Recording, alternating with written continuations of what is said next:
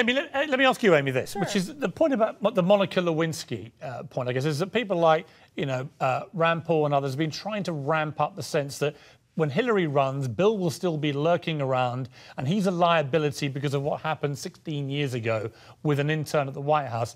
Do you think it's actually going to matter? Do the American people still care about Monica Lewinsky enough to punish Hillary at the ballot box because of something Bill did nearly 2 decades ago? I don't think it matters. I think when people go to the polls, they're going to look for what she did. And we talk a lot about that in our book. I think if you want to weigh what she did at state, you should read this book and find out, because it is how she makes decisions. And, it's interesting. You bring up Bill Clinton.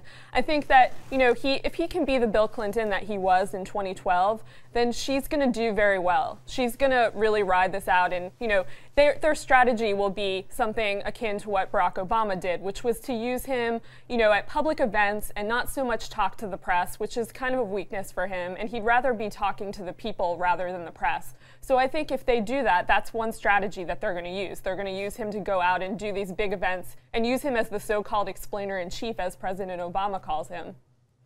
Well, which he is. I mean, Jonathan, he is fantastic at doing it. And he was that for Barack Obama in the last election campaign. I mean, that brilliant speech at the conference basically articulated far better than Barack Obama had done what he was trying to achieve and what he had achieved. So isn't Bill Clinton in the end the Midas touch that every candidate would love to have? And the fact that Hillary's married to him and they've got the brilliant young daughter as part of the package. I mean, they are America's first political family. And from everything I've seen of them, incredibly impressive. I mean, very hard to beat.